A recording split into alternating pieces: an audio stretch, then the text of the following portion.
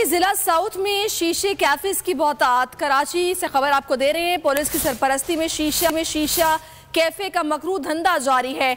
बोल न्यूज शीशा कैफेज की फुटेज सामने ले आया है। कराची का जिला साउथ है। मजीद बात करेंगे अपने नुमाइंदे अली रजा से। अली रजा, बताएगा किसकी सरपरस्ती में कैफेज?